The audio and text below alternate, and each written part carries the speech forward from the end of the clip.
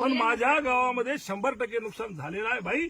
आपण इथं उभं टाकलो, आता जर तुम्ही या झाडाचा माप घेतला तर 10 फुटापासून पाणी गेलेलं आहे. त्या पिलियरला बघा ना सर, आता बघा पिलियरला पाणी कुठे गेलं आहे तिथे. घाई काय मी आदेशाप्रमाणे काम करायला तयार आहे ना. नाही मी काय म्हणतो, नाही आदेश सर नाही ते सर इथं सर ना आदेश दिला. एक मिनिट थांबा. तहसीलदार साहेब, प्रत्येक गट 100% तुम्हाला मी घेऊ आता शकत कलेक्टर नाही साहेबांना मॅडम सांगतो. आपण. मला काय म्हणायचंय, तुम्ही काय स्वीकारायचे ते नंतरचा भाग. यांना ऍक्च्युअली जी परिस्थिती गावामध्ये आहे ते मांडू द्या. तुम्हाला त्याच्यात अधिकार नाही काय म्हणायचं. त्यांनी मांडाव, तुम्हाला काय घ्यायचं ते मग आम्ही तुम्ही पाहून घेऊ काय घ्यायचं त्याच्यात. तुम्ही कसे घेत ना कसे करता ते आम्ही पाहतो. पण यांचं कर्तव्य होय, यांना तुम्ही अजिबात तशा सूचना देऊ नका. यांना जे आहे तुमची परिस्थिती ते मांडा.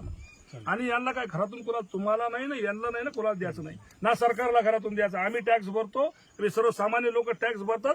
शेतकऱ्याला सुद्धा तुम्ही जीएसटी लावलेली आहे. काय फुकट काय कोणाला सोडायला का तुम्ही. आम्ही आमच्या हक्काचं मागायला का भीक मागण झालं, कोणतं काय मागण झालं. त्यामुळे यांनी याचं काम करू द्या आणि यांना बिलकुल तुम्ही असं हे सूचना आताच्या आता काढा. मी कलेक्टर साहेब बोलतो.